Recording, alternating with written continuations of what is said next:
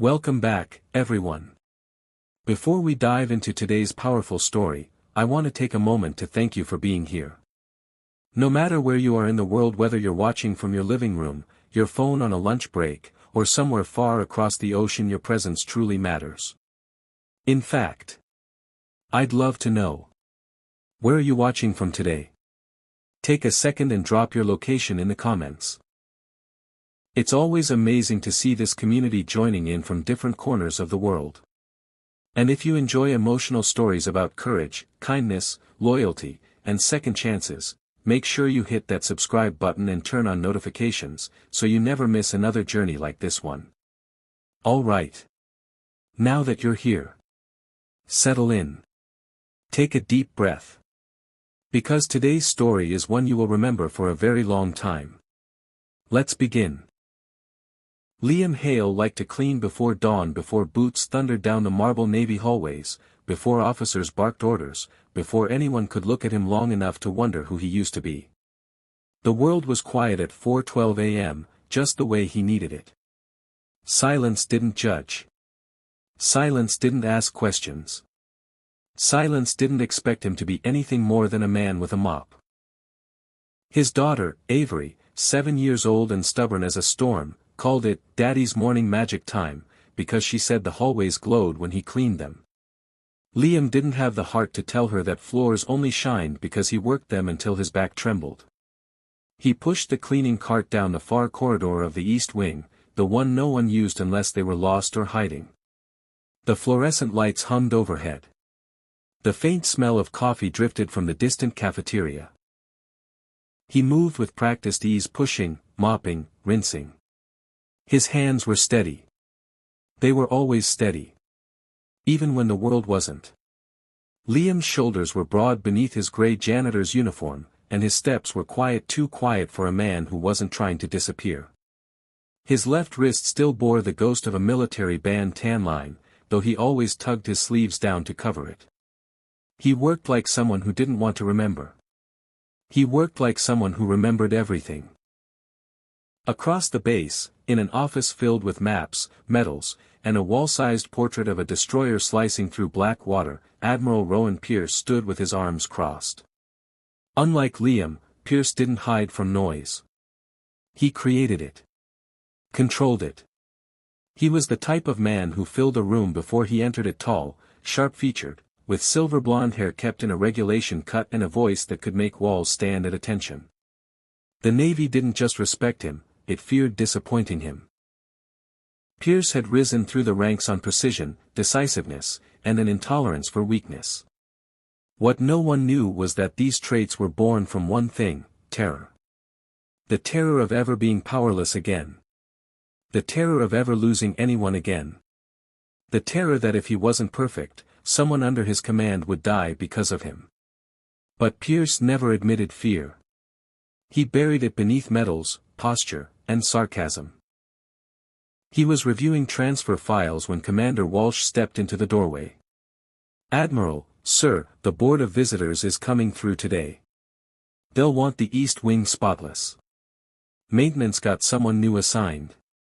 A janitor." Pierce lifted a brow. "A new one? I thought we'd exhausted the supply." "No, sir. Hale. Liam Hale." The name meant nothing to him. He shrugged. "Fine. Just keep the place shining. Last thing we need is the board thinking the Navy can't manage dust."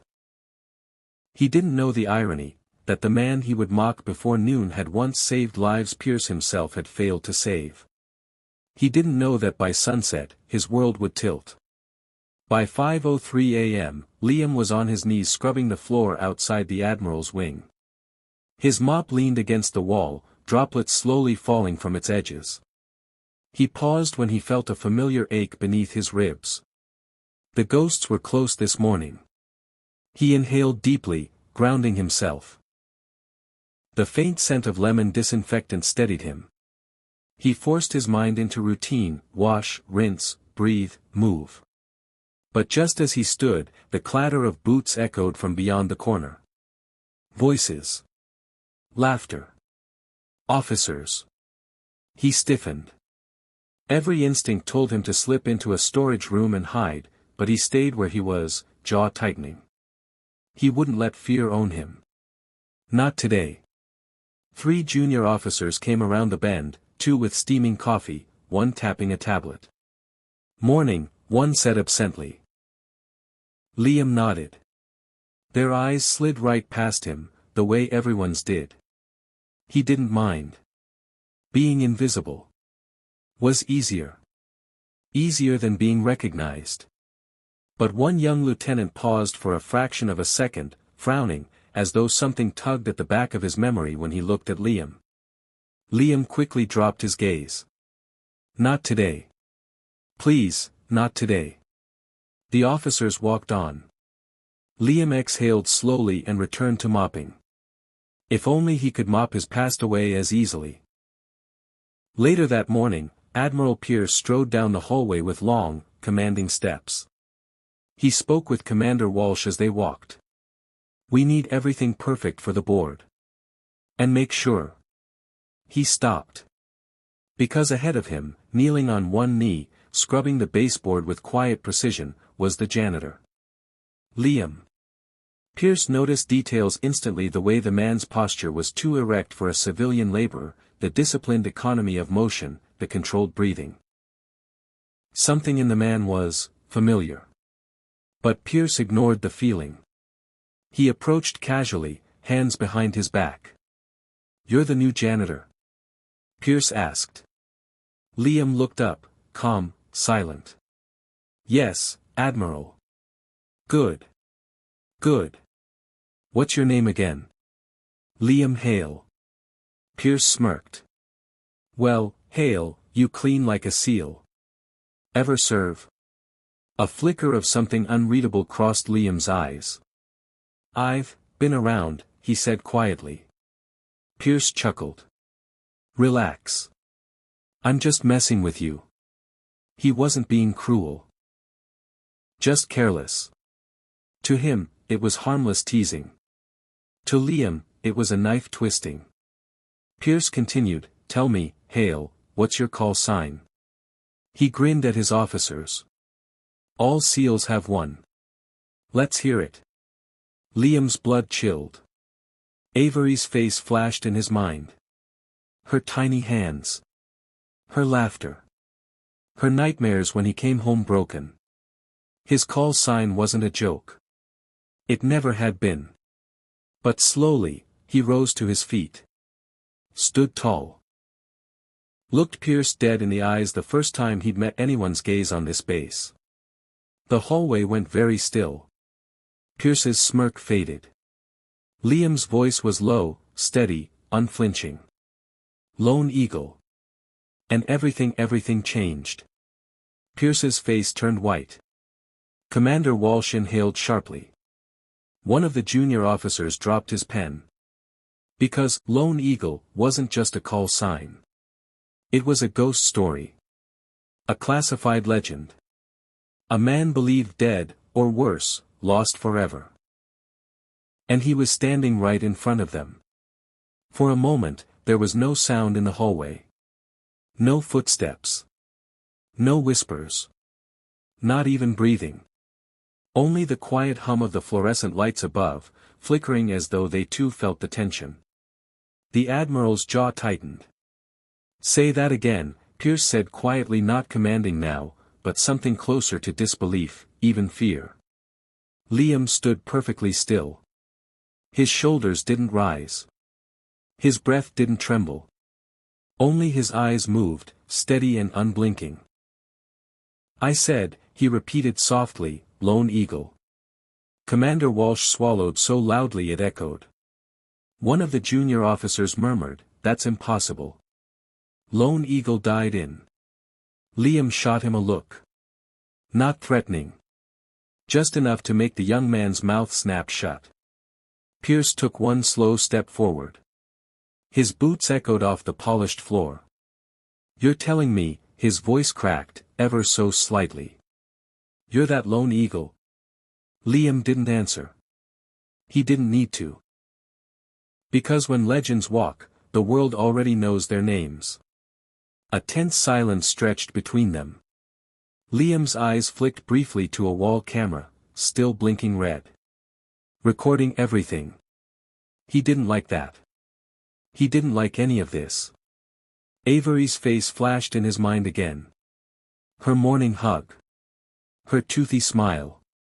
Her small hand wrapped around his pinky finger as she said, "Daddy, don't let the past follow you." Too late. Liam turned away, reaching for his cleaning cart, needing to walk. To escape before someone asked him the questions he could not, answer. But Pierce wasn't finished. "Stop." Liam didn't. "I said stop, Hale." Liam froze. Not because of authority. But because of the way Pierce said his name like he was calling a ghost by its grave marker. Very slowly, Liam faced him. "You think this is a joke?" Pierce stepped closer. His voice lowered. "You think it's funny to play with call signs like that? That call sign belonged to me," Liam cut in, his voice sharp for the first time. Not loud. But sharp. "It belonged to me." Walsh's breath hitched. "Sir, that mission wasn't public record. If he knows the call sign, the timeline, the designation, he's either him, or what?" Liam asked quietly. "Someone who read a report no one but 6 men had clearance for." The junior officers went still. Pierce's face hardened. "If you are who you say you are, then you should have been dead." Liam exhaled slowly, a small, broken smile touching the corner of his mouth. "Yeah," he murmured.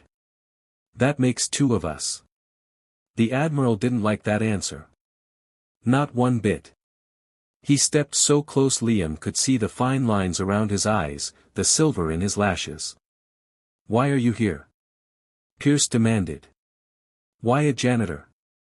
Why hide? Why?" Liam's voice cut him off with a quiet brutality. "Because I'm done being a soldier." The words hit the Admiral like a slap. A soldier didn't quit.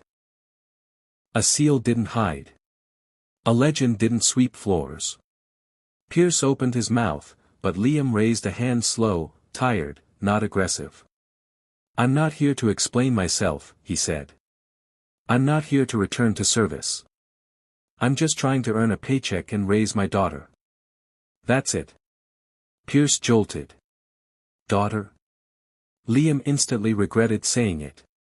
His whole body stiffened, eyes scanning their faces. Too many witnesses. Too many ears. Walsh stepped forward, softer now. "Hale. We thought Lone Eagle died in the Black Tide operation. We thought." "Stop," Liam said, voice tight. The hallway temperature seemed to drop. Pierce studied him. "If you survived, why didn't you report back? Why disappear?" Liam's throat tightened, but he didn't break eye contact. "Because I lost everything that day," he whispered. "And eventually, the Navy lost me too." The Admiral's face softened for a split second, just a second, but enough for Liam to see something human under the medals. Pain recognized pain. But then it was gone. Pierce straightened, mask restored. "You understand I have to report this." Liam flinched. Barely. But Pierce saw it. "I'm not asking you to keep secrets," Liam said. "I just want a normal life for my daughter." "And you think walking around with a ghost's call sign is normal?" Pierce shot back. "It was mine before it was a ghost," Liam murmured. There was sadness in it. Not pride. Not bravado. Just truth. Pierce stepped back as realization settled in fully. There was no lie in the man's stance, the tension in his shoulders, the haunted stillness in his eyes. This wasn't a man pretending to be Lone Eagle. This was a man who'd spent every day trying not to be him. The Admiral's voice lowered. "Hale, if I verify this, the department will get involved. You know that." Liam nodded once. "I do." And you still said the call sign. Silence. Then. For the first time in years, Liam said, someone asked. That answer sank deep. There was no defiance in it. No ego. Just exhaustion. And honesty. Pierce exhaled slowly, long and heavy. I need to speak to you privately. No, Liam shook his head. Not without paperwork. Not without a lawyer. Not without knowing why. You're not in trouble, Pierce said. Then why does it feel like I'm walking into a cage? None of the officers spoke. Not one. Because everyone knew he was right. Pierce rubbed his jaw. Officers, he said quietly, clear the hallway.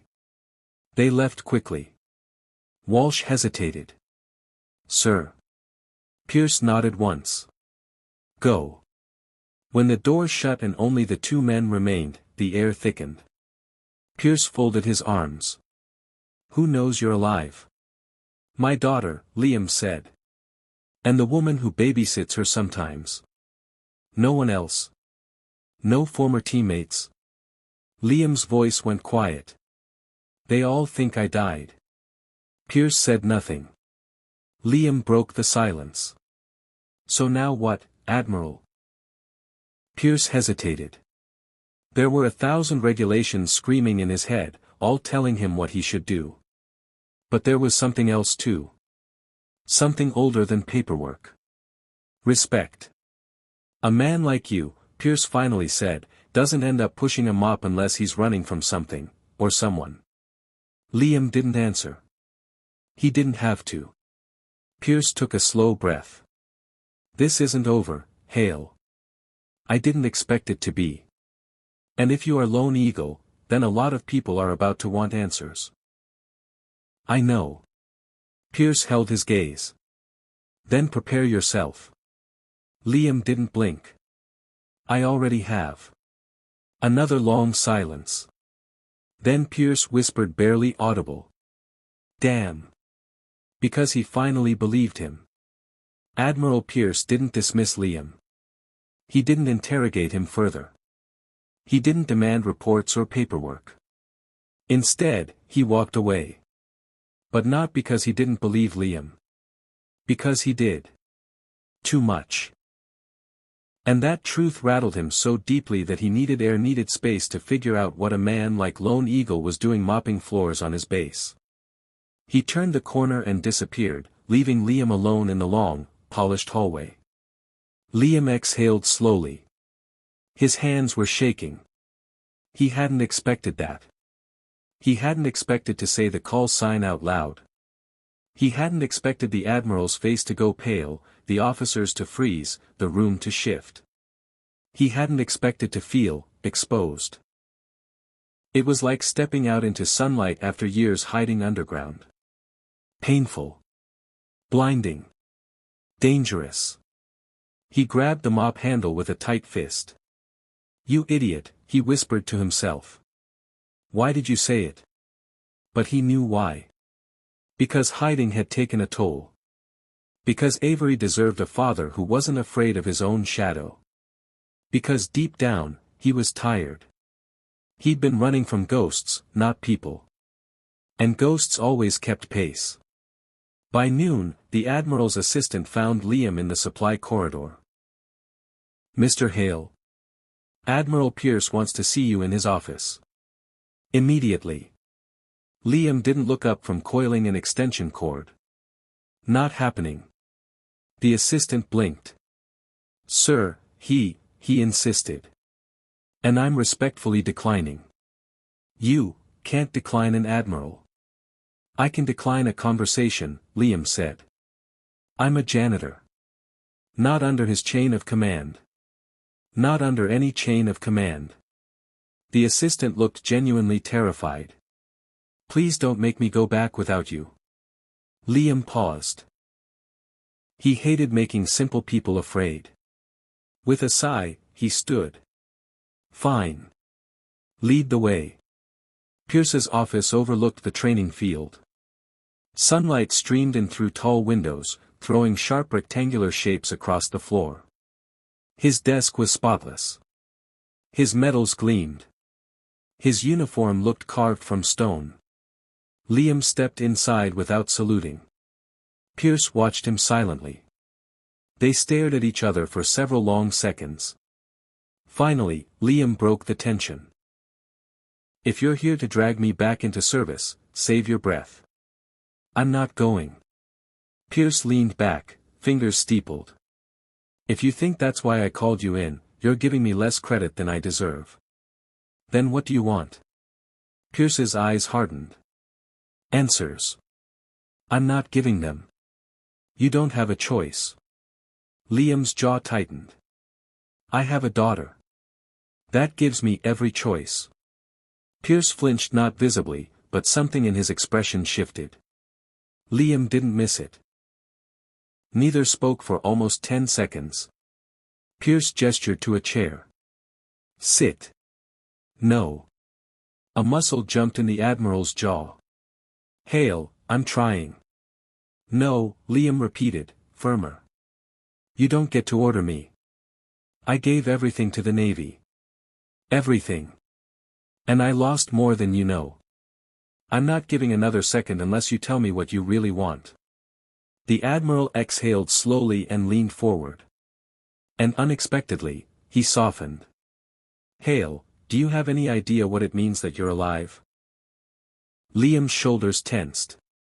"Yes. It means trouble." Pierce shook his head. "It means consequences. Political, operational, emotional. A man like you, your call sign carries weight you don't seem to understand." Liam stared at him. "Trust me. I understand exactly what it carries." Pierce searched his face. "Then why keep it a secret?" Silence. "Because the truth wasn't simple. Because he didn't want to go back. Because he didn't want Avery dragged into a world of danger, surveillance, and classified operations. Because he didn't want to be a weapon anymore. But he didn't explain that. He just said, 'I chose peace.'" Pierce gave a humorless laugh. "You? Peace? Lone Eagle doesn't just disappear into janitor uniforms and mops." "I did." "Why?" Liam's voice went cold. "Because I promised my wife." That stilled the room. Pierce sat back slowly. "I didn't know you were married." "You weren't supposed to." "And your daughter, how old?" 7. Pierce looked away, jaw tightening. Something inside him shifted, a fracture in the armor. "My son," he whispered, "would have been 9. Liam froze. He hadn't expected that. He hadn't expected Pierce to bleed in front of him. "What happened?" Liam asked quietly. Pierce's voice dropped. "I lost him. Along with his mother. Car accident. 3 years ago." The Admiral's hands were trembling. Liam swallowed hard. "I'm sorry." Pierce nodded once, eyes burning. "We all lose things, Hale. But not all of us run." Liam's nostrils flared. "Careful." Pierce held up a hand. "Not an insult. A fact. You ran to protect what mattered. I respect that. But your existence is a classified earthquake. You planning to turn me in?" Pierce hesitated. Liam felt it. The uncertainty. The conflict. "No," the Admiral finally said. "Not yet." Liam's heart pounded twice, hard. "Why?" "Because I need to understand what happened to you. Because your disappearance was never explained. Because I need to know why a man like you, one of the most decorated, most feared, most whispered about operators alive, chose a mop and a paycheck over a rifle." Liam clenched his fists. "You don't want that story. Try me." "Pierce," Liam said quietly, "that story ruins lives." "Whose?" "Mine. My daughter's. Anyone who hears it." The Admiral leaned forward. I've heard worse. No, Liam whispered. You haven't. The Admiral went still. Liam exhaled shakily. I won't go back. I'm not asking you to. I won't be a SEAL again. I know. And I won't answer questions about Black Tide. Pierce didn't speak. He didn't need to. His silence said, that's exactly what I want. Liam turned toward the door. We're done. Pierce's voice followed him. Liam. The use of his first name made Liam stop. Running doesn't erase who you are, Pierce said quietly. And sooner or later, someone else is going to recognize that call sign. And when they do, they won't give you the choice I'm giving you now. Liam didn't turn around. What choice is that? Pierce's answer was soft. Haunted. The choice to protect your daughter before the world comes knocking. Liam's breath caught. And in that moment, he understood. The Admiral wasn't threatening him. He was warning him. A storm was coming. And Liam was no longer hidden. The storm hit unexpectedly. Literally. Sheets of rain hammered the Navy base by late afternoon, lightning cracking so close the windows rattled. The officers rushed across the courtyard, uniforms soaked, orders shouted across the chaos. But Liam wasn't outside. He was in the lower records wing, checking a sealed service closet for a leak. He hated storms. They made Avery nervous, and that nervousness always slipped into his chest like a blade. He tightened a valve, tested the hinge, and then the power flickered. And died. Everything went black. Then silent. But only for a heartbeat. Because suddenly a deep, vibrating alarm roared through the hall. Beep, beep, beep. A voice followed through the intercom, glitching with static. Security lockdown initiated. All personnel, remain in your sectors. Repeat, remain in your sectors. Liam sighed. Perfect. He grabbed the flashlight from his belt. Before he clicked it on, the heavy steel door behind him slammed shut. A lockdown seal. Thick. Reinforced. Electrically bolted. He was trapped. Of course, he muttered. Because today wasn't complicated enough. He lit the flashlight and aimed it toward the door's status panel. Red. Everything was red. Every corridor. Every door. Every system. Something triggered a full-wing lockdown. Then footsteps echoed in the pitch darkness. Not panicked. Purposeful. Liam tensed. The beam of his flashlight cut across the hall. And landed on Admiral Pierce. Water dripped from the Admiral's uniform. He'd been caught outside in the downpour, and his hair was plastered to his forehead. What are you doing down here? Liam asked. Pierce's chest rose and fell as he caught his breath. I could ask you the same. I work down here. I'm aware, Pierce snapped. But I didn't expect you to be in the restricted lower wing during a base-wide lockdown. Liam raised a brow. Oh, so now I'm suspicious. Pierce didn't answer. His silence said enough. Liam leaned back against the wall and crossed his arms. Great. Trapped with the one person I least want to talk to. Pierce shot him a glare. You think I asked for this? No, Liam said. But fate has a sick sense of humor. Silence again. The hall was murky, dimly lit only by Liam's flashlight and the faint emergency red beacons blinking slowly like a dying heartbeat. Liam checked the time on his watch. Avery would be home from school soon. A knot tightened in his gut. She hated storms. And he wasn't there. He clenched his jaw. Pierce noticed. Something wrong. Liam didn't respond. The Admiral stepped closer. Hale. My daughter, Liam said finally. She's alone. Pierce blinked. His voice softened a degree. I'm sorry. Liam swallowed. She hates thunder. You can call someone. Tell them you're stuck. No signal this far down. Pierce frowned. Then we wait. Yeah, Liam muttered. Story of my life. 10 minutes passed. 20. Every second stretched. Liam sat on a metal crate, his elbows on his knees, flashlight on the ground pointing upward. Shadows cut across his face, emphasizing the bruises time had left on his soul.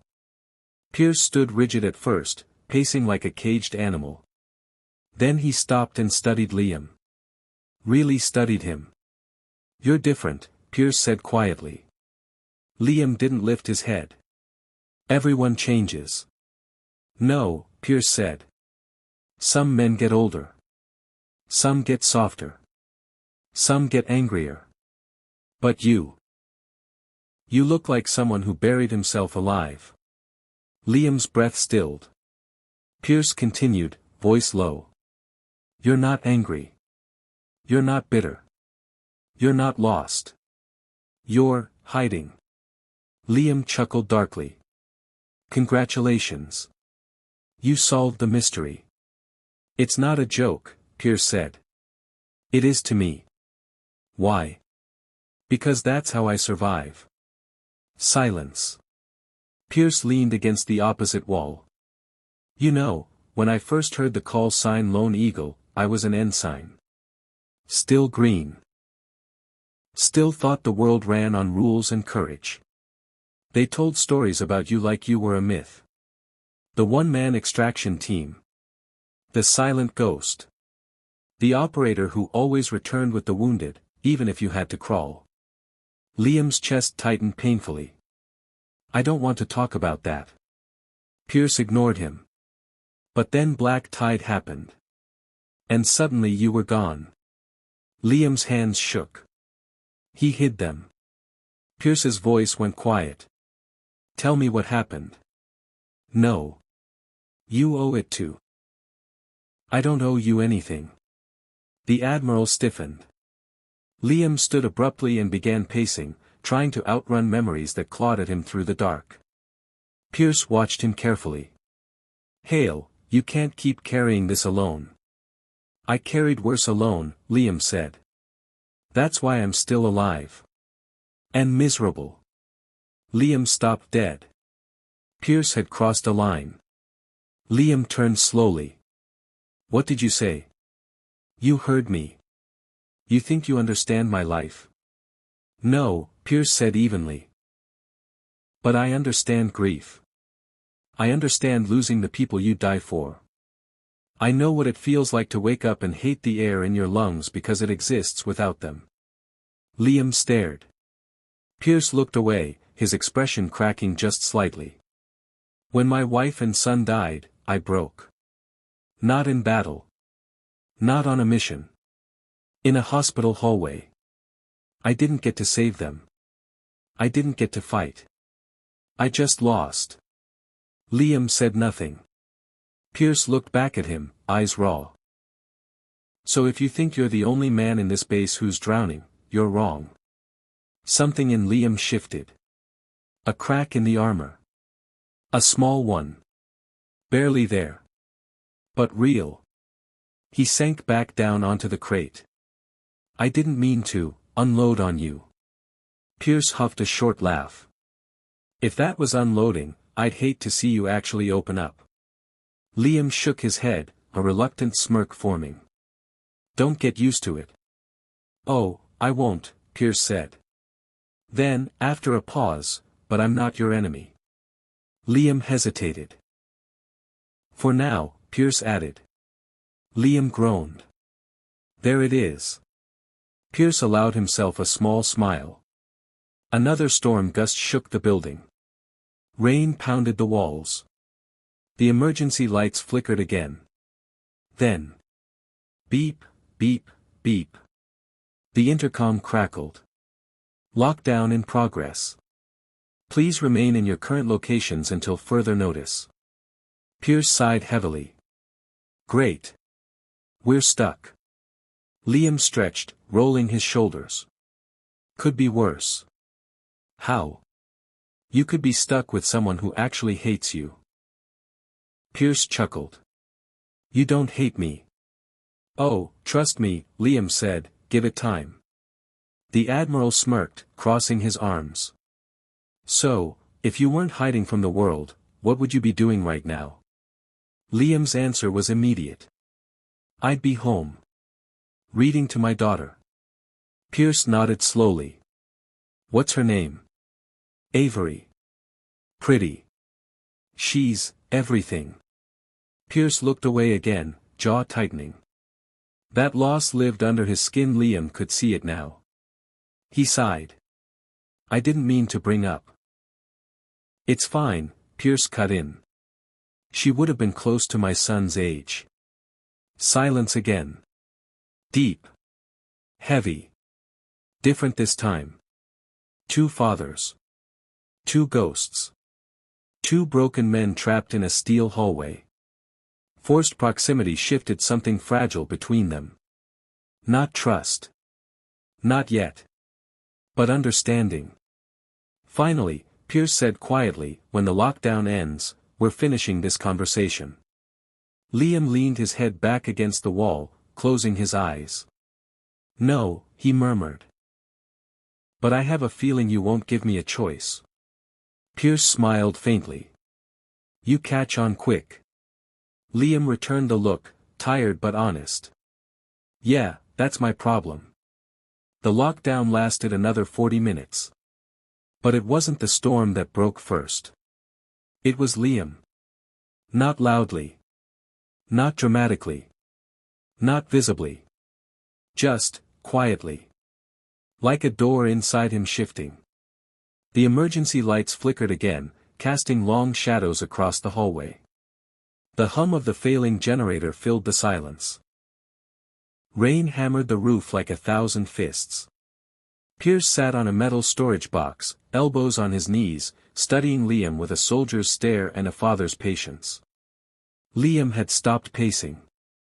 Stopped resisting. Stopped avoiding.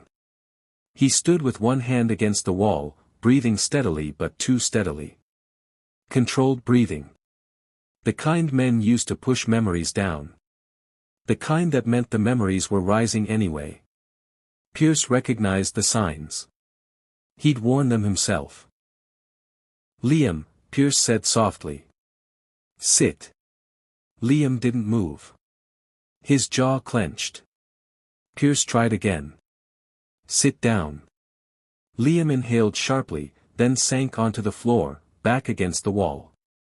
He rested his forearms on his knees, head bowed. I'm not telling you everything, Liam said quietly. Pierce nodded. I'm not asking for everything. Liam's fingers trembled slightly. He clenched them into fists. I can't go through the whole thing. You don't need to, Pierce said. Just tell me what you can.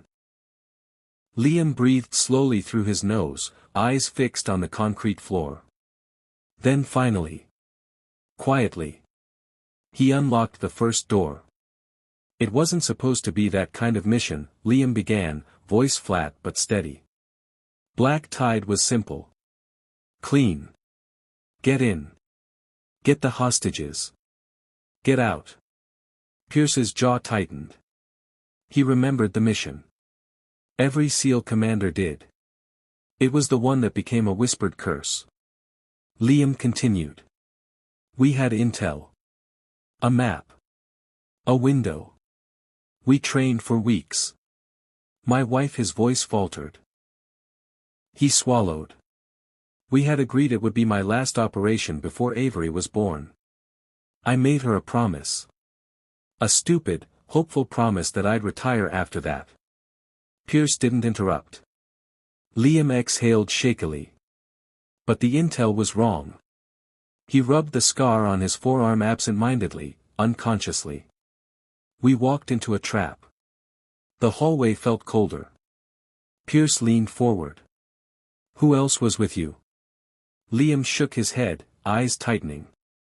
Don't make me say their names. The Admiral fell silent.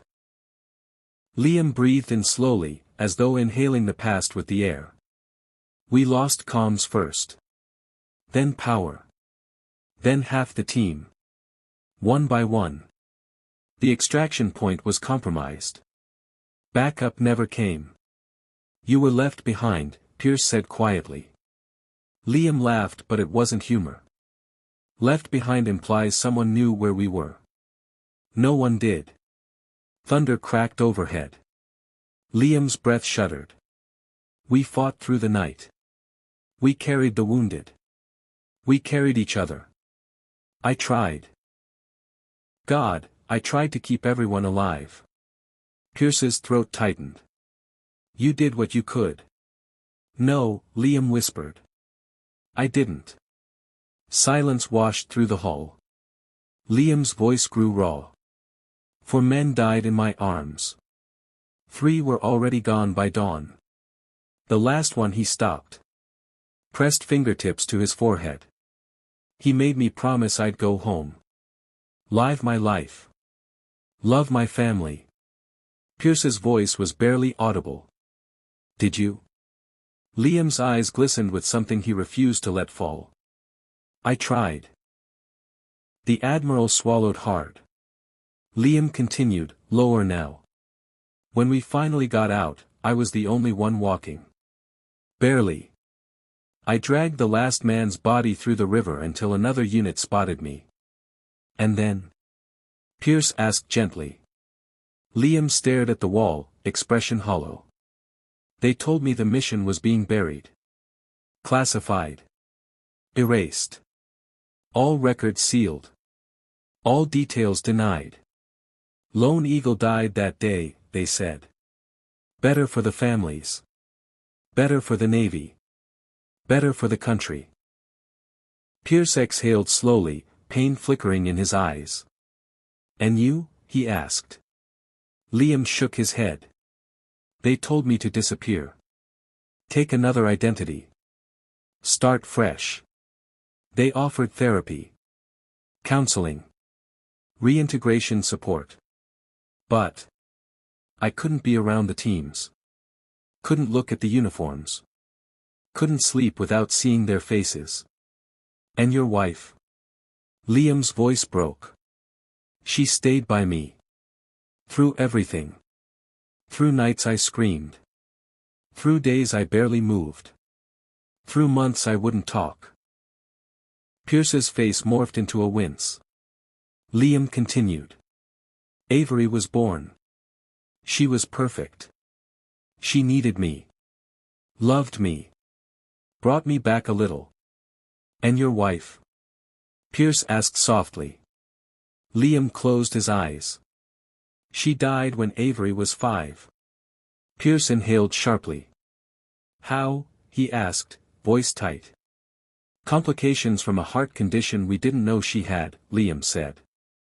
I lost her in the same hospital where Avery was born. Pierce rubbed his throat. Liam.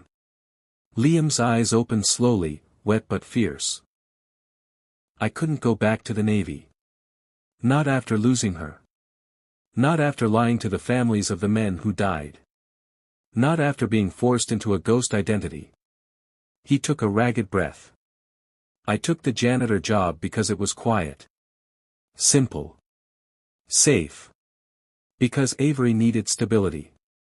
Because I needed a life where no one knew the name Lone Eagle. Pierce stared. Hard. Long. With something new in his eyes. Not suspicion. Not judgment.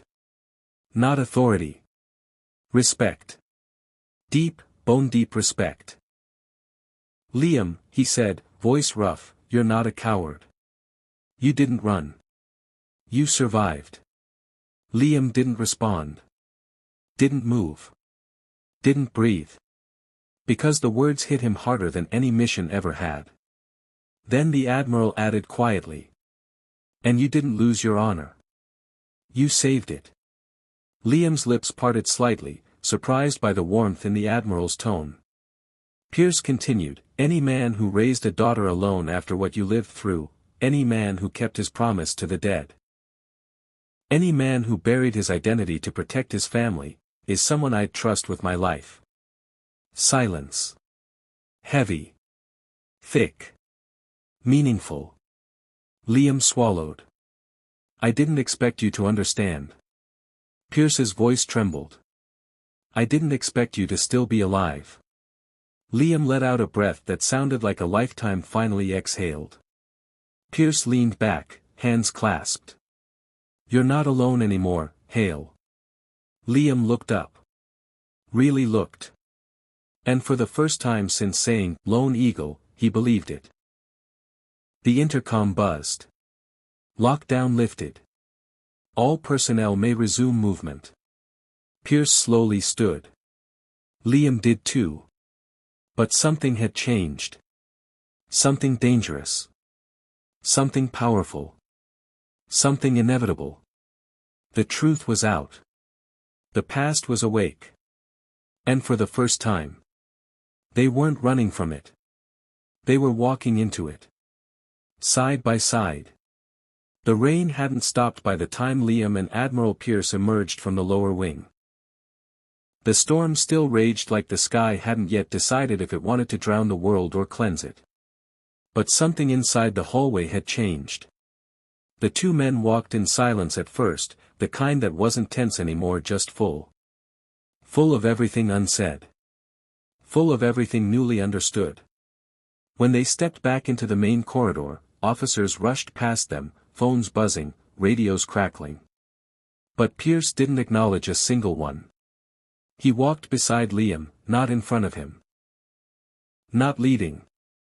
Walking with him. People noticed. People stared.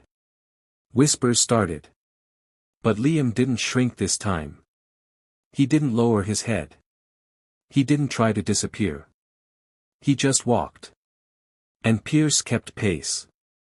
When they reached the end of the hall, a young corporal rushed up. Admiral. Sir. We've restored power to most sectors. We still need. Pierce cut him off with a raised hand. Not now. Yes, sir. The corporal ran off. Liam glanced at him. You're ignoring half the base. I'm allowed, Pierce said. I outrank everyone. You outrank me too. Pierce's expression softened. Not today. Liam looked away, unsure what to do with that kind of respect. It felt foreign. Heavy. Undeserved. The Admiral cleared his throat. Do you have someone picking up your daughter? The storm caused a few roadblocks. Liam stiffened. I usually walk. But I'm stuck here until the road's clear. Pierce nodded. Then you're coming with me. Liam blinked. What? Pierce started walking again. Come on, Hale. I'll drive you. Liam didn't move. I can't step into your car. Why not? Because you're an admiral. And you're Lone Eagle. I think we're even. Liam groaned. Pierce. The Admiral turned, face firm. Liam. The way he said his name stopped him cold. Not a command. Not an order. Not a threat. A request. Let me help, Pierce said quietly. Liam hesitated. Then nodded. The Admiral's personal SUV was parked under a shelter outside the officer's wing. The rain pounded against the metal roof like a million tiny drums. The moment Liam stepped inside the vehicle, he inhaled sharply. Leather seats. Warm interior. Soft hum of the engine. It felt safe.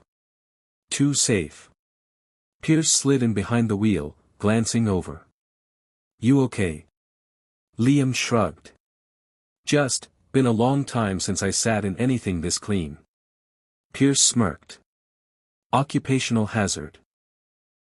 Liam looked out the window as they drove off the base. The rain blurred the world into streaks of silver and shadow. Pierce kept the speed slow, eyes occasionally drifting toward Liam. You don't talk much unless forced, Pierce said. Liam chuckled softly. Talking's never fixed anything for me. Sometimes it does. Liam glanced at him. It didn't fix your pain. Pierce's hands tightened on the steering wheel. No. But it keeps it from killing me. Liam swallowed hard, the words landing deeper than he'd expected. The SUV turned onto the main road. They drove in silence for a minute, the storm easing little by little. The sounds of water against the windshield felt strangely soothing. Finally, Liam spoke. When I lost my wife. Avery kept asking if Mommy was on another mission. I didn't know how to tell her the truth. I didn't know how to break a child like that. Pierce listened, quiet, steady. Liam continued. One day she asked if Mommy would be home in time for her birthday. And I couldn't breathe. Couldn't answer. Pierce's voice was soft. What did you do? Liam looked down at his hands. I held her. And told her Mommy loved her so much she had to go to a place where love never ran out. Pierce blinked hard. Liam exhaled shakily. She cried for an hour straight. Then I cried after she fell asleep. Pierce's voice was barely above a whisper. I wish I had been that strong for my son. Liam felt something shift in his chest. Not pity. Connection. He turned slightly toward him. You were strong, Pierce. Grief just hits harder when it's your own blood. Pierce swallowed. I wasn't enough. You were everything, Liam said firmly. You were his father. A long silence. Then the Admiral said something Liam didn't expect. And you're a good one. Liam blinked. His throat tightened. Try telling that to Avery when she's refusing to brush her teeth. A faint smile touched Pierce's lips. Sounds like every kid ever. Liam huffed a laugh. Yeah, she's something special. Pierce nodded slowly. You know, sometimes we forget that we deserve the people who love us. The car went quiet again. Heavy. Tender. Awkward in the best way. Liam let out a breath he didn't know he was holding. Why are you being decent to me? Pierce shrugged. Because for the first time in years, I'm talking to someone who understands what it's like to be broken and still stand. Liam looked out the window again. You're not broken. Neither are you. Liam didn't respond. Didn't argue. Didn't deflect. And that silence was the beginning of something healing. When they reached Liam's small neighborhood, the storm had faded to drizzle. The sky glowed gray and soft. The SUV pulled up to a modest apartment building with a flickering porch light. Before Liam could open the door, Pierce stopped him. Hey. Liam turned. Pierce hesitated. Then said the words Liam least expected. You ever need someone to talk to? I'm here. Liam stared at him, heartbeat suddenly heavy. Pierce. I mean it, the Admiral insisted. You don't have to fight everything alone. Liam swallowed. Neither do you. Their eyes held. Longer than before. Long enough for something unspoken to pass between them. Something fragile, quiet, and profound. Then a small voice broke the moment. Daddy. Avery ran out the door, shoes untied, hair a curly mess, cheeks flushed with excitement. Liam's face transformed, softened in a way Pierce had never seen. He bent down, arms wide, catching her as she jumped into him. He held her for a long time, burying his face in her hair, breathing her in like oxygen. Pierce watched with something warm in his chest. Something he hadn't felt in years. Avery peeked over Liam's shoulder. Daddy. Who's that? Pierce smiled gently. Just a friend of your father's. Avery grinned. Hi, friend. Liam chuckled. Come on, kiddo. Let's get inside. He turned back to Pierce. Thanks for the ride. Pierce nodded. Thanks for trusting me. Liam hesitated. Then said quietly. I'll see you tomorrow. Pierce smiled. I'll be there. And when Liam closed the door behind him, the Admiral sat in his car for a very long time, realizing something unexpected. He wasn't thinking about Lone Eagle anymore. He was thinking about Liam. The next morning was calm. Too calm. The storm had blown over during the night, leaving the base washed clean, bright, unnervingly quiet. But something in the air felt wrong, like the silence was holding its breath. Liam arrived early, pushing his cleaning cart through the same East Wing corridor where everything had changed just a day earlier. His steps were steady, but his mind raced. Avery had slept curled against him after the storm, small fingers gripping his shirt. He hadn't slept at all, just watched her breathe and prayed that whatever storm was coming next wouldn't touch her. He was wiping down a railing when he felt it. Eyes on him. He turned. 3 officers stood at the end of the hall. Not staring. Assessing. Watching him the way soldiers watch an open threat. Liam tensed. Morning. They didn't respond. They just walked away. His stomach dropped. Something was very, very wrong. Admiral Pierce wasn't in his office. Walsh wasn't in the corridor. The energy of the base had shifted tighter, sharper. Conversation stopped when Liam approached. Phones clicked into pockets. Eyes looked away. He recognized the signs. He had been hunted before. He could feel it.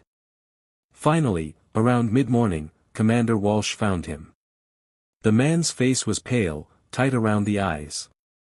Hale, Walsh said quietly. You need to come with me. Liam's shoulders tensed. What's going on? Walsh didn't meet his gaze. I can't say. Not here. That was all Liam needed. He followed Walsh into a small, windowless conference room. The moment the door shut, Walsh locked it. Where's Pierce? Liam asked. Walsh inhaled deeply. That's complicated. Liam's jaw clenched. Tell me. Walsh looked like he was trying to choose between honesty and his career. His hands trembled slightly. Admiral Pierce, Walsh began, was called into a secured briefing before dawn. About what? You. Liam's heart stilled. Walsh continued, voice dropping. Someone filed a report last night. A formal declaration that Lone Eagle, Real Identity Classified was alive, working under a civilian alias on this base. Liam stepped back. Pierce wouldn't. He didn't. Walsh swallowed. He refused. Then who filed it? Walsh didn't answer. Because he didn't need to. Liam understood instantly. One of the officers who overheard the call sign yesterday. One of the whispers in the hallway. One of the men who froze at the sound of the name Lone Eagle. Someone terrified of what it meant to have ghost in their building. Jesus, Liam muttered under his breath. They started an inquiry. Walsh nodded. Higher-ups want answers. They're demanding an extraction team to verify your identity. They're pushing to classify you again, this time under forced detainment. Liam's blood ran ice cold. Detainment, he repeated. For what? For existing, Walsh said quietly. Liam's breathing sharpened. No. No, I can't. They can't. Avery. Walsh grabbed his arm. Liam. Listen. Pierce is fighting it. Hard. But they're pulling rank on him. They want to question you. Today. Liam's pulse hammered. He backed away, breath hitching. I'm not going into a room with agencies who want to put me on a leash. I'm not letting them drag me into a cell while my daughter sits at home waiting. Walsh's face softened. I know. That's why Pierce told me to warn you. Liam froze. Pierce sent you. Walsh nodded. He said his words don't let them take him. Not until I get there. Liam swallowed hard. He felt something in his chest tighten painfully. Something warm. Something dangerous. But before he could speak, the door burst open. 3 military police officers stepped inside. Hail Liam, one said sharply. You're ordered to come with us for identification and further questioning. Liam's pulse spiked. I'm not going anywhere. Another officer stepped forward. We have orders. From who? Liam snapped. A man stepped from behind them. Colonel Travis Mercer. Liam recognized the name instantly. A political operator. Ambitious. Cold. A man who saw military service as stepping stones, not brotherhood. Hale, Mercer said coolly. You've caused quite a buzz. So I'm here to escort you myself. Liam's fists clenched. Walsh stepped between them. Colonel, with respect. Step aside, Commander. I won't. Mercer smirked. That's adorable. Liam growled. Back off. Mercer's eyes narrowed. You're a janitor. I don't take orders from you. Walsh tried again. Colonel, Admiral Pierce is handling. Mercer snapped, Pierce is overruled. Liam's heart lurched. No, he whispered. He wouldn't let this happen. And that was the shatter point. Not Mercer's arrival. Not the MPs circling him. Not the threat of detainment. It was the doubt that slipped into his chest. The doubt that the one man he finally trusted finally opened up to. Finally looked to for help. Might not be able to protect him. Might not come. Might not choose him over duty. Mercer gestured to the MPs, take him. The officers moved forward. And Liam snapped. Don't you touch me. He shoved the nearest officer back. The man stumbled into a chair that clattered across the floor. Mercer stepped back, startled. Stand down, Hale. No. Liam shouted. You think you can drag me into some black site again? You think you can erase me? You think you can put me in a room and lock the door while my daughter waits for a father who never comes home? His voice broke. Everyone froze. Even the MPs. Even Mercer.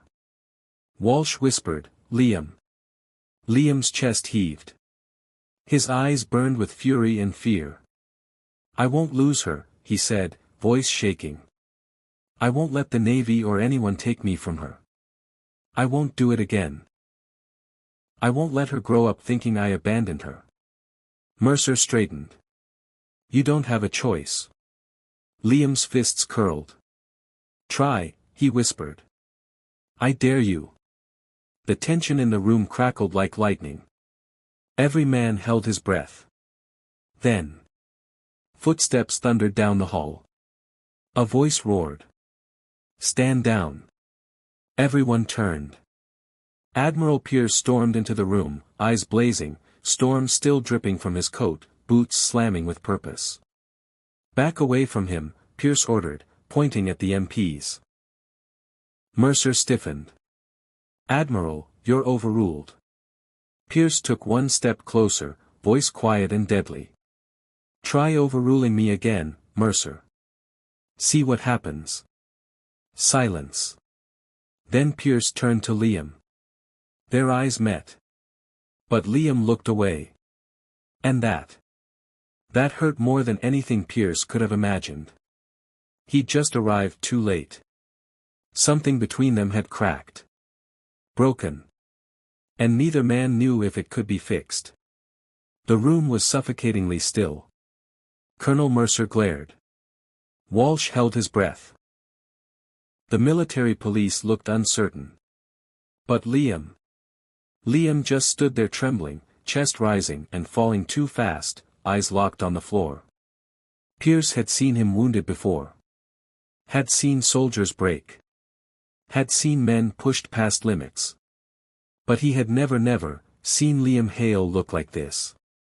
Not in the lower wing. Not during the storm. Not even when he spoke about black tide. This was different. This was fear. Real, raw, soul-deep fear. Not for himself. For Avery. Pierce's jaw tightened. Something protective flared inside him, something sharp, primal, and terrifyingly personal. He took a step forward. "Liam," Pierce said quietly. "Look at me." Liam didn't move. "Liam." Nothing. So Pierce did something he had never done for anyone, not an officer, not a soldier, not even himself. He lowered his voice to a whisper, stripped of rank, authority, ego. "Please." Slowly, painfully. Liam lifted his eyes.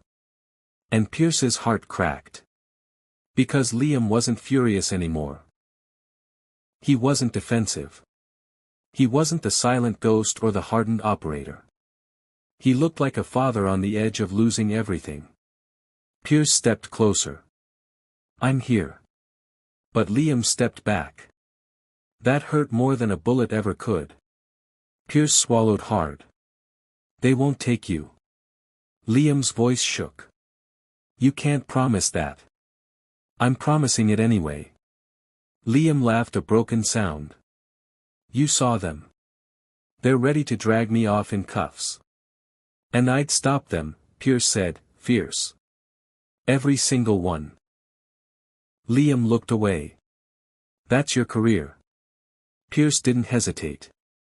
"Then I'll lose it." Every head in the room snapped up. Even Mercer blinked. Liam stared. "You'd give up your command for me?" Pierce breathed out. "For you. And for that little girl who called me friend last night." Liam's throat tightened. "Don't use her to get to me." "I'm not," Pierce whispered. "She got to me all on her own." Liam's breath hitched. The air thickened. Something fragile trembled between them. Mercer finally broke the silence. "Admiral Pierce, you're compromising yourself." Pierce didn't even look at him. He only stepped closer to Liam. "Let me protect you," Pierce said. "Let me fix this." Liam shook his head. "I don't need protection." "Yes," Pierce said gently, "you do." Liam's eyes glistened. "I can't rely on you. I can't rely on anyone. Every time I trust someone, they're gone. My team. My wife. Everyone." Pierce felt the words hit like stone. "I'm not them." Liam's voice cracked. "Everyone says that." Pierce's tone softened. "And yet here I am." Liam closed his eyes, breathing shakily. "I don't want Avery to lose me. I can't let her grow up afraid I'll disappear again." Pierce nodded slowly, voice trembling. "Then let me help you make sure she doesn't." "But what if I lose you?" Liam whispered, the words slipping out before he could stop them. The room went dead silent. Mercer frowned. Walsh blinked. Even the MPs shifted awkwardly. But Pierce didn't look confused. Not at all. His voice fell to a whisper. "I'm not going anywhere." Liam didn't speak. Didn't blink. Didn't breathe. Pierce took a slow breath. "I meant what I said last night. You're not alone. And you don't have to face this alone." Liam hovered between fight and collapse. Between pride and surrender. Between fear and faith. Between running and reaching. Pierce saw the war inside him. And Liam saw the truth in the Admiral's eyes. Pierce meant it. Every word. Every promise. Every quiet plea. For the first time, someone wasn't trying to break him or use him or erase him. Someone wanted to stand with him. Liam swallowed. Pierce, if I let you help. Avery will see you. She'll get attached. She'll trust you. Good, Pierce said. Liam's breath stilled.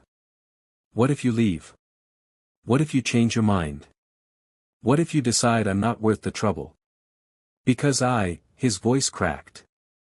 I can't watch her break again. And I can't break again either. Pierce stepped closer until they were inches apart. That's why I'm giving you the choice, Pierce whispered. Not an order. Not a command. A choice. Liam looked up slowly. Pierce held his gaze. Choose whether you walk out that door alone, or you walk out with me. The room stayed frozen. No one dared interrupt. Not even Mercer. Liam stared at Pierce, at the man who had seen his past, his trauma, his fear, his broken edges, and didn't flinch. At the man who'd said he wasn't going anywhere. At the man who, against all sense and protocol, was choosing him. Liam's voice trembled. Why me? Pierce didn't hesitate. Because you're worth choosing. Liam's breath broke. His shoulders shook once, a silent earthquake. Then finally. He whispered. Okay. Pierce exhaled like he'd been underwater for hours. Liam wiped his face quickly, embarrassed. Just, don't make me regret this. Pierce's voice was gentle, almost tender. I won't. Mercer slammed his notebook shut. This is unacceptable. Pierce turned on him like a storm. You try to touch that man, Pierce growled, and you'll answer to me, the Inspector General, and every damn oversight board that still remembers what Lone Eagle did for this country. Mercer paled. Pierce placed a steady hand on Liam's shoulder, grounding him, anchoring him. Let's go, he said quietly. We're finishing this together. Liam nodded, voice barely audible. Together. And for the first time since the mission that broke him, he didn't feel alone. The world didn't end. That surprised Liam more than anything. After the confrontation with Mercer, Admiral Pierce marched Liam straight past the MPs, straight past the officers who had been whispering, straight past the men who stared at him like a ghost. And no one stopped him. No one dared. Pierce walked at his side like a shield, not in front of him, not behind him, but with him. Every step was a message. This man isn't yours to take. This man isn't yours to break. This man is under my protection. By the time they reached the Admiral's office, Walsh had already laid out every file, every piece of documentation, every loophole the law provided. And somehow, through fire and stubbornness, Pierce turned the situation on its head. He reframed Liam's disappearance as an unreported classified reassignment due to medical trauma, which placed Liam under the umbrella of protected status instead of AWOL or unaccounted. Mercer fought, argued, threatened. Pierce didn't bend.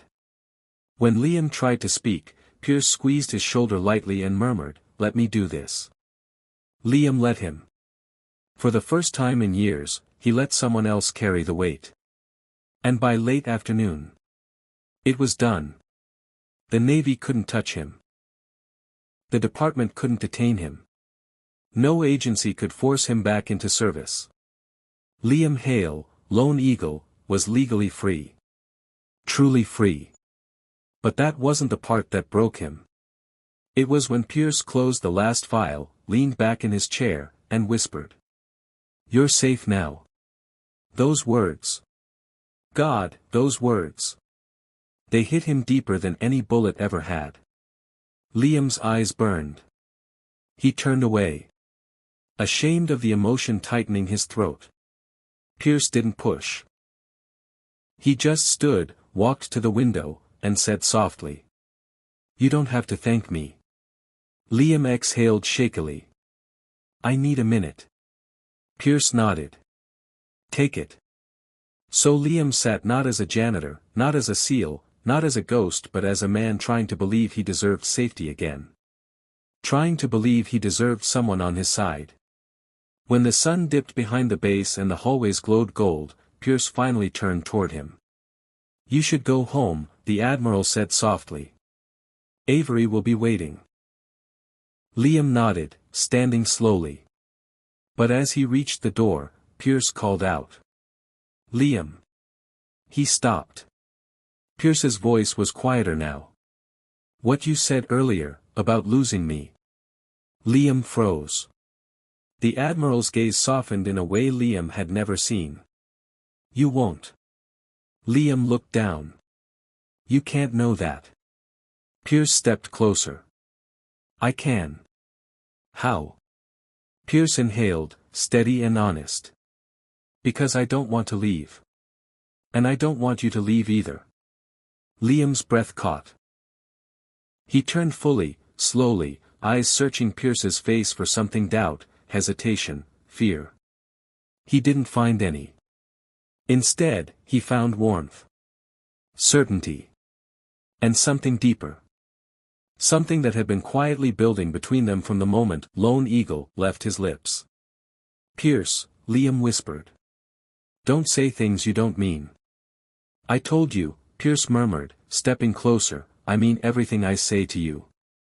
A long silence stretched. Then, "Come over tomorrow," Pierce said softly. "Bring Avery. Let me make dinner. Let me be part of this. Part of your life." Liam blinked hard. "You want to meet her properly?" Pierce smiled faintly. "She already called me friend. I'd like to earn it." Liam's chest tightened painfully. "You don't have to." Pierce cut him off, gentle, firm. "I want to." Their eyes held. Longer. Deeper. Unable to look away. The air hummed with something unspoken but unmistakable. A possibility. A beginning. An unexpected tenderness that neither man had seen coming but now couldn't ignore. Finally, Liam nodded. "Okay." Pierce exhaled, not dramatically, not loudly, but in relief. Real relief. "Okay," Pierce echoed. When Liam stepped outside, the world had never looked so clear. The rainwater shimmered on the pavement. The sky was soft pink. And the base so cold, so rigid, so haunted felt lighter somehow. Because he wasn't walking out alone. He wasn't walking out afraid. He was walking out chosen. And that changed everything. Avery ran to him the second he entered the apartment. "Daddy." Liam swept her into his arms, burying his face in her hair, whispering, "I'm here. I'm right here." She squeezed him tighter than usual. "I missed you." He breathed her in. "I missed you too." She pulled back and tilted her head. "Are you happy today?" Liam paused. Then smiled, truly smiled for the first time in years. "Yeah, sweetheart," he said softly. "I think I am." "Good," she beamed. "I like when you're happy." He kissed her forehead. "Me too." She giggled. "Can we watch a movie tonight?" "Yes." "And can your friend come next time?" Liam froze. Then laughed softly. Avery's intuition was lethal. "We'll see," he murmured. But inside, he already knew the answer. Later that night, when Avery was asleep and the apartment was silent, Liam stepped onto the small balcony, phone in hand. He hesitated. Then typed. "We made it home. She's safe. Thank you, for everything." Pierce replied almost instantly. "Good. And I meant what I said. Tomorrow, dinner. Both of you. And Liam." Liam breathed in. "Yes. You don't have to be Lone Eagle anymore. Just be you. I like you better." Liam's chest tightened. "I'm trying." Pierce's final message. "You don't have to try alone. Liam closed his eyes, letting the words settle into the cracks inside him. For the first time since the day he lost everything, he felt found. Before we close this chapter honestly, if you were in Liam's shoes, would you have trusted Pierce? Drop your thoughts in the comments. Your perspective matters more than